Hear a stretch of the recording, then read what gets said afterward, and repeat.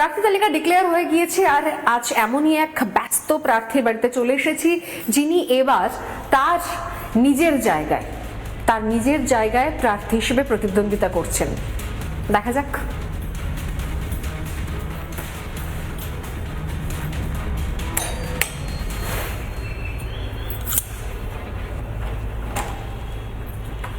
Hello. Please.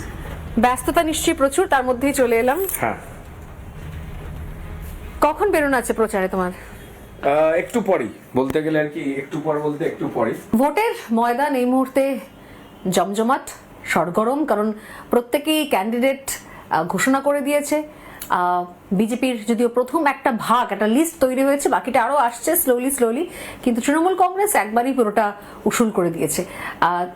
এই জায়গা থেকে দাঁড়িয়ে আজকে আমাদের সঙ্গে যিনি রয়েছেন, বহুবার তাকে দেখেছেন, তার কথা শুনেছেন, রুদ্রনীল ঘোষ, হাওড়া শিবপুরের প্রার্থী। এবারে রুদ্রনীল দা, আজকে আমরা বসে আছি তোমার এই দক্ষিণ কলকাতার একটা সুন্দর সুসজ্জিত বাড়িতে, কিন্তু রুদ্রনীল ঘোষ বিভিন্ন বিষয়েতে এত কথা বলে, এত বেশি ভোকাল, কথায় কথায় কবিতা, মানুষ একদম ভীষণ রকম ফ্যান, লেখার, কথা বলার সবকিছু। কিন্তু এই ফ্ল্যাটে যেহেতু হাওড়া শিবপুর থেকে টিকিটটা, তাই প্রথম প্রশ্ন আমি এটাই করছি, যাবতীয় পলিটিক্যাল ইস্যুকে সরিয়ে রুদ্রনীল ঘোষের এই জায়গাতে আসতে হাওড়া শিবপুর থেকে কতটা পথ পেরোতে হয়েছে? অনেকটা লম্বা রাস্তা। ছোট করে বলতে গেলে যে তখন আমার অ্যাড্রেসে লিখতে হতো ভিলেজ জগাছা, মানে গ্রাম, এটা লিখতে হতো। চোখের সামনে দ্বিতীয় হুগলি সেতু তৈরি হওয়া, তারপর সেই হুগলি সেতু দিয়ে প্রাইভেট গাড়ির চলাচল, যা দেখে আমাদের খুব রাগ হতো। তার কারণ কলকাতায় রবীন্দ্র সদন চত্বর, এই সব জায়গাগুলো যেখানে থিয়েটার নাটক হয়, চর্চা হতো যেখানে, মূলত সেই কারণেই কলকাতায় আসা। আর লাইট হাউস নিউ এম্পায়ারে ছোটবেলায় আসতাম ভালো ভালো ইংরেজি সিনেমা দেখতে, এখন যেগুলো শপিং মল হয়ে গেছে। প্রায় 2.5 ঘন্টার দূরত্ব একটা ব্রিজ দিয়ে চলে এলে সেটা 20 মিনিটে হয়ে যায়। এবার সে উপায় ছিল না, তো তাই ঘুরে ঘুরেই দুটো বাস চেঞ্জ করে কিংবা ট্রেন বাস করে আসতে হতো, তো ইত্যাদি প্রভৃতি করে আর কি এসে পৌঁছে তারপর কলকাতায় থিয়েটার থেকে পর্দার কাজ। তো আবার কি সেটাও খুব কঠিন ছিল, সেখানে সময়টা ছিল হচ্ছে লম্বা 6 ফুট হতে হবে, ফর্সা হতে হবে, ঠিক, তবে তুমি ভালো অভিনেতা হিসেবে চান্স পাবে।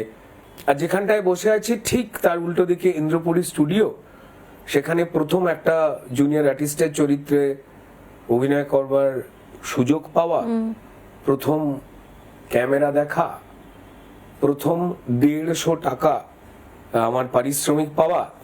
150 টাকা? তখন রূপকথা বলে একটা ধারাবাহিক ছিল, তো এখানে তখন পুরনো একটি অন্য বাড়ি ছিল, সেটি ভাঙা টাঙা হবে, এইসব কাজকর্ম চলছিল। জিজ্ঞেস করেছিলাম, তখন তোমার একটা মাথা গোছার জায়গা দরকার ছিল। হ্যাঁ, তার আগে কি কলকাতায় কোনো থাকার জায়গা ছিল, মানে কোনো মেস বাড়ি বা পেইং গেস্ট এরকম কিছু? সেখানে থাকতাম আমি, রাজ চক্রবর্তী, আমাদের ভাই অরিজিৎ সিং এর গুরুজি, যিনি রাজেন হাজারি তার নাম, তার যে ছেলে, সে এখানে গানটা নিয়ে কাজ করতে এসেছিল। তো আমরা এখানে স্ট্রাগল করতাম, আমরা স্বপ্ন দেখতাম যে পদ্ধতিতে শিল্প সংস্কৃতি, গান, সিনেমা চলছে সেটা না পাল্টানো দরকার। লেখালেখির কাজ, স্ক্রিপ্ট লিখতাম তখন, বাট নাম যেত অন্য লোকের।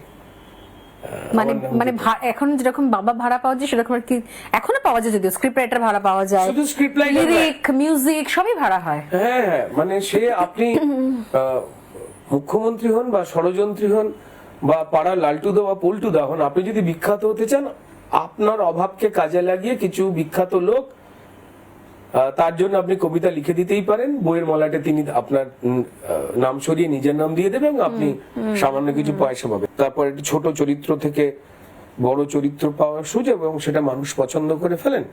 1 নম্বর মেশবাড়ি বলে যে ধারাবাহিকটি হতো এই টিভিতে, সেটাই জনপ্রিয় করলো, পরিচিত করলো। কিন্তু অভাব কাটেনি, কারণ গায়ের রং কালো এবং আমি 6 ফুট না হওয়ার জন্য সেই সময় যে ফিল্ম ইন্ডাস্ট্রির নিয়ম, সেই সময় রেমুনারেশন পেতাম 500 টাকা, আর যারা ফাঁসা ছিল তো তাদের তখন রেমুনারেশন হতো হচ্ছে 700 টাকা। সবটা মিলিয়েই আমি পরমব্রত, রাজ, কাঞ্চন, আমাদের যে ব্যাচটা, আমরা এই বিষয়ে কাজ করতাম খালি পেটে, প্রায় প্রত্যেকেই। মানে অভাবটা ভয়ঙ্কর ছিল, ওদের হয়তো মাথা গোজার ঠাঁই ছিল। এই জেনারেশন যারা হয়তো রুদ্রনীল ঘোষ, মানে রুদ্রদা তো একটা সেলিব্রিটি অভিনেতা বলেই চিনে এসছে, নতুন ভোটার তারাও জানবে যে নতুন মানে সেলিব্রিটি জায়গাটা এমনি এমনি এসে পৌঁছয়নি। না, তো আমি সেই এখানে স্বর্ণালী একটা জিনিস না অ্যাড করলে নয়। আমি যখন কলকাতায় কাজের জন্য ওখান থেকে আসি, ওই 1.5-2 ঘন্টাই লাগতো। যখন স্টেট বাস গুলো, আমাদের হাওড়া একটা জায়গা আছে বেলেপুল বলে, বেলাপুর, হ্যাঁ, হাওড়া ডুমুরজলা স্টেডিয়ামের কাছেই। আমি হাওড়ায় আমার শিবপুরের জগাছার বাড়ি থেকে সাইকেল চালিয়ে বেলেপুলে আসতাম, সেখানে স্ট্যান্ডে সাইকেল জমা রাখতাম, বাসের জন্য ওয়েট করতাম, কারণ ট্যাক্সিতে সাটলে যেতে গেলে 10 টাকা করে দিতে হতো, হুইচ ওয়াজ হিউজ, অনেক টাকা ওই 10 টাকাটা।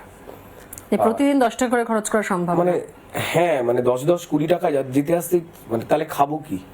আর ওই সময় আমার টিকিট কাটা যদি 5 টাকা ভাড়াটা বাসের বাঁচানো যায়, তো ওই সময় আমি ওই ড্রাইভার আর কন্ডাক্টর যারা সরকারি বাসে ছিলেন তাদের সঙ্গে বন্ধুত্ব করতাম জোকস শুনিয়ে, এবং আমার বাস ভাড়াটা তারা মুখ করে বেঁচে দিত। যেত, তারা মুকুব করে দিত। এবং ফিরতামও ওই 9টার সময় ওই বাসগুলোর দিকে তাকিয়ে। আর আমি যখন হাওড়া থেকে আসতাম তখন বেশ কিছু লোকজনও ছিলেন, তারা বললেন, জিজ্ঞেস করতেন, কিরে কোথায় যাচ্ছিস? কলকাতায় বাদাম বেচতে। এটা বলতো? হ্যাঁ, তো এগুলো থাকে, মানে শুনতে হয়। হ্যাঁ শুনতে হয়, এই কষ্টটা পেতে হয়। যারা বাদাম বেচেন, আমার মনে হয় যে তোলা থেকে বাদাম বিক্রি করে সম্মানের সঙ্গে বেঁচে থাকাটা নিশ্চয়ই নিশ্চয়ই চূড়ান্ত গর্বের একটা বিষয়, এই ধুঁকতে থাকা অর্থনীতির যে পশ্চিমবঙ্গ, সেখানে। নানা ধরনের কন্টেন্ট দেখার জন্য লাইক করুন, শেয়ার করুন আমাদের ফেসবুক পেজ, সাবস্ক্রাইব করুন আমাদের ইউটিউব চ্যানেল। পাশাপাশি অন্যান্য ব্রেকিং নিউজের জন্য অবশ্যই চোখ রাখুন রিপাবলিক বাংলায়।